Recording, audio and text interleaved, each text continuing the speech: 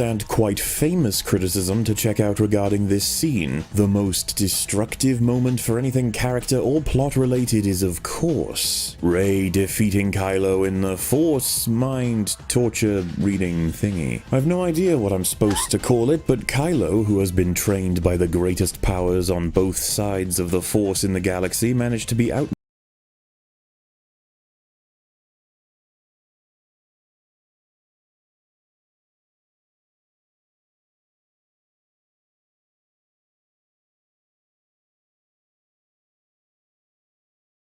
So Mauler has returned with another part of his alleged The Force Awakens critique. I knew this was coming. I will try to do some improved videos. I do take the feedback seriously, but frankly, he isn't laying out a critique in any real sense. It's just a bunch of babbling, and as we're going to show, it's a lot of hypocritical babbling at that. So he's going to try to show that there is a huge canonical violation with how Rey is using her powers in a key scene near the end of Force Awakens.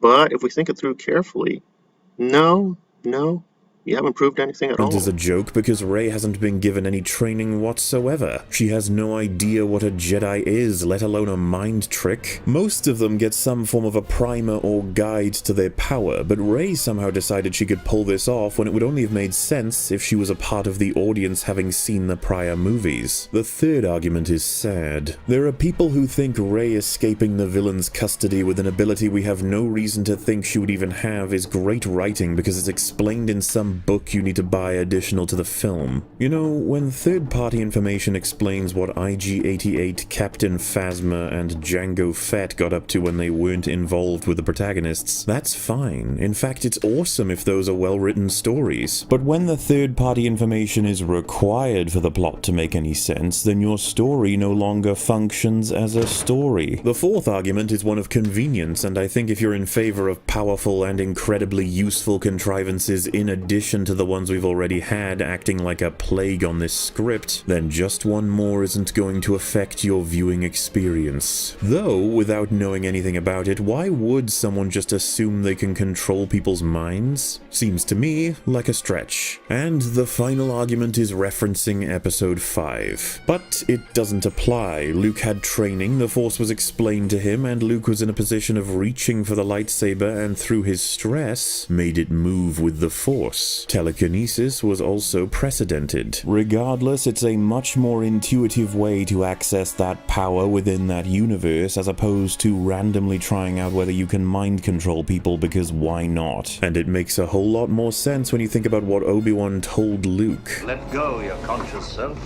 and act on instinct. Stretch out with your feelings. In conclusion, this scene humiliates the idea of training, hollows the journey of a Jedi, relies on third-party media, and encourages conveniences once again while ignoring the many rules of the originals. So the problem here is he's assuming the issue is there's an established rule. This is violating the established rule. The established rule is training. The problem is that only comes in the later half of episode 5.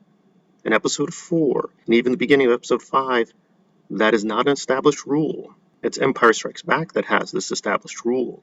So we have a problem because if Luke could use Force abilities before the established rule is explicit, then Luke also violated the rule. Not to mention Anakin in Phantom Menace, he also violates the rule. He didn't receive any explicit training. He destroys the whole space station. It appears he's either making this up, which George Lucas, to be fair, did too. He just made it up out of nowhere, saying, well, we have to go through this Dagobah training. Really? When? How? Why? He just made it up. So it's not really a real rule. So how much training do you need to be a Force user is not really explained in episode 4. And we can use episode 4 in many ways because Luke does use Force powers. I mean, he destroys the entire Death Star with Obi-Wan just saying, oh, just use your intuition. Now, we can assume maybe off camera he was told about these things because Luke observes the mind trick. Maybe just picked from Obi just being very observant and just observing things, he understood some of the Force. Well, if that's the case, we can assume that with Rey as well.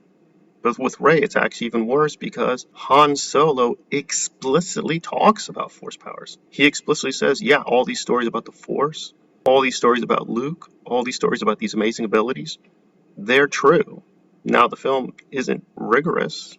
We could have been told more in terms of how much does Rey really know about the Force and or the Jedi. That's true, but it does seem like they have some knowledge of the Jedi, some knowledge of the Force and how it works.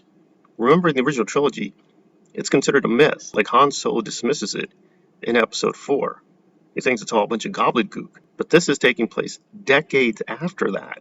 So there is some knowledge that there are these beings with these powers. And if she does have this power, just out of curiosity, she could have been testing herself out off camera. And again, Han Solo explicitly goes into this. With Obi-Wan, it's implicit.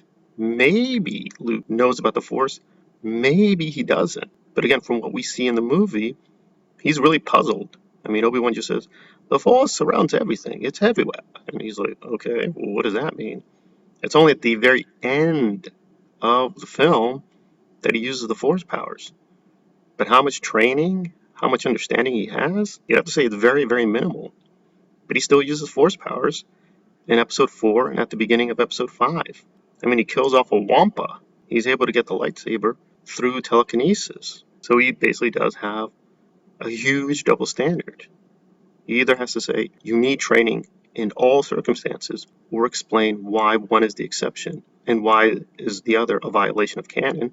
He never does. He just says Rey is bad, Luke good. Luke got some training, even though clearly he didn't get any training. And if you're assuming training for Luke, then you can assume training for Rey. So there's no problem. And that's basically a lot of this video. He just forgets positions he held in the other parts. He forgets the movies, he forgets key scenes, and he just uses a double standard. And he does this so routinely. It's kind of a boring video, just like, okay, you're just going to ignore key evidence that works against you. Confirming evidence is going to be brought in, and that's the video essay. So there's really not much to look at. It's a really jumbled mess, really.